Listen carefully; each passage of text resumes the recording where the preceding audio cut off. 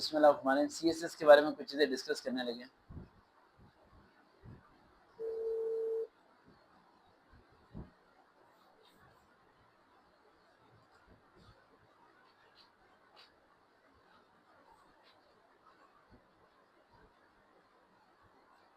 नींद आ रही है।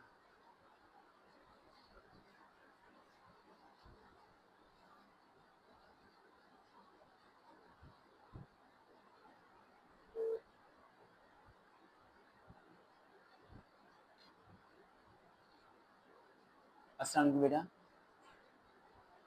अस्सलाम वालेकुम बेटा, आवाज़ आ रही है? बेटा थोड़ा सा ऊंचा बोलना शायद है बेटा, आवाज़ आ रही है? बेटा फटाफट, हमारे पास सिर्फ आज 5 मिनट है क्योंकि अकेडमी क्लोज ही करने लगा था। बताएं, पूछें, क्या पूछना है बेटा आपने? दिया था ना डी क्लाइमेट क्राइसिस पर। जी जी। सर वो मैं डी क्लाइमेट क्राइसिस सर्च कर रही हूँ लेकिन वो मुझे नहीं मिल रहा है। वो डी क्लाइमेट नहीं बेटा, क्लाइमेट क्राइसिस था।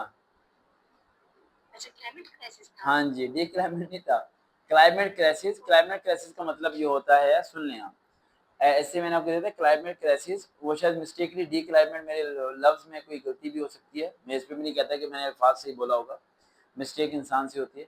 वो क्लाइमेट क्राइसिस था। क्लाइमेट क्राइसिस कहते किसे हैं? इसका मतलब ये होता है बेमौसमी बारिश होना, बेमौसमी सूरज निकलना। जैसे कि अब हमारे मुल्क में कहा जाए कि सर्दी दिसंबर में होती है, लेकिन हमारे मुल्क में इस बार सर्दी जो सी है वो जनवरी फेब में हुई थी।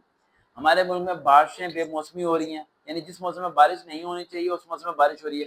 तो क्लाइमेट क्राइसिस जब होता है तो उसका कंट्री को क्या होता है? नुकसान होता है, साइड इफेक्ट्स होते हैं।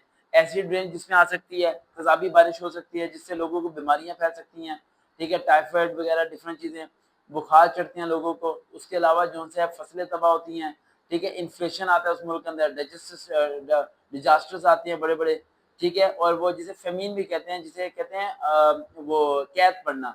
सबसे बड़ा फेमीन जो आया था वो कहाँ पर आया था? वो चाइना में आया था, सॉरी पहला आया था इजिप्ट में और दूसरा आया था चाइना में। यानी बे वहाँ क्लाइमेट क्राइसिस हुए थे, वहाँ की जमीन ने अनाज उगना ही छोड़ दिया था, उगाना छोड़ दिया था। समझ आ रही बेटा? बेटा समझ आ रही है?